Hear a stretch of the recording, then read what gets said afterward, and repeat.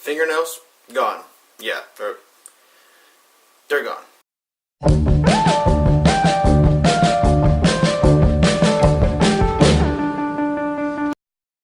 What's going on, guys? I know I'm pretty late on this. I'm reviewing Prisoners, starring Hugh Jackman, Jake Gyllenhaal, and Paul Dano, and it follows a family whose kids just got kidnapped. Hugh Jackman plays a dad, and he meets up with another family to have some sort of Thanksgiving dinner party. The kids go outside, and they're gone.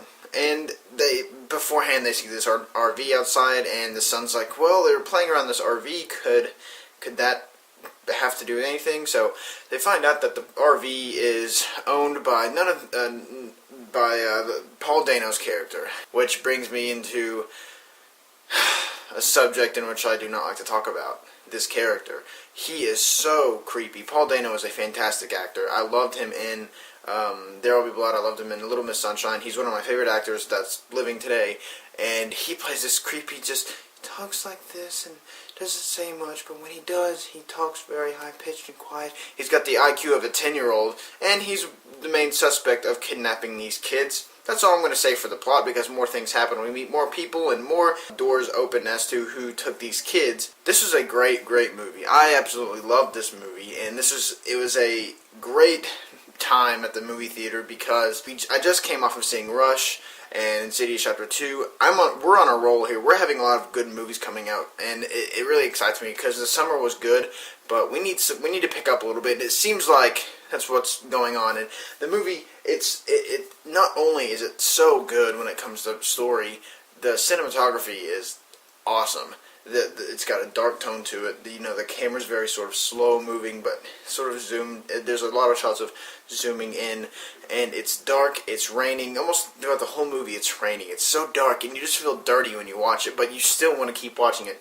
And when I say it's uncomfortable, it's not in a bad way. It's actually a good thing. The movie does so good at wanting me to take care of my kids when I get them, because I feel bad for the parents who watch this movie. This is a very, very hard movie to watch, but it's casted over with great performances, great cinematography, great camera movement, great direction, and I loved it. I loved every second of it. But there are some slow moments. It's 2.5 hours long, and it's not really slow. Like, I did not want to leave the theater. I enjoyed every minute, but there are some moments where I was like, okay, we can pick up from this, and there's something on the side that didn't really need to be there, I guess, that was sort of just thrown in there.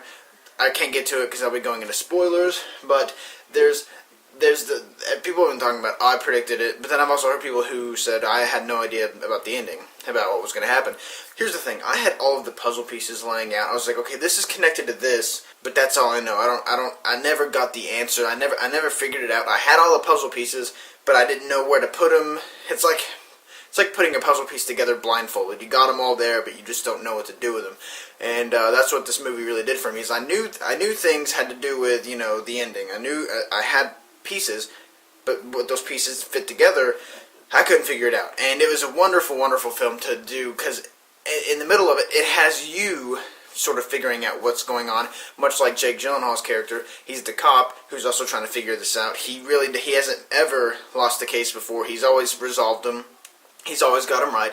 And this one, he's so good in this movie. And Jake Gyllenhaal, I wasn't a huge fan of him before, but he blew me away in this movie. Paul Dano was my favorite one to watch, but Jake Gyllenhaal and Hugh Jackman, they were fantastic. And I hope at least one of them get an Oscar nod, because they deserve it, because the performances are great in this. Terrence Howard is also in this, and he's sort of he's very vulnerable in this film, and he's very he's one of the dads of the other kid.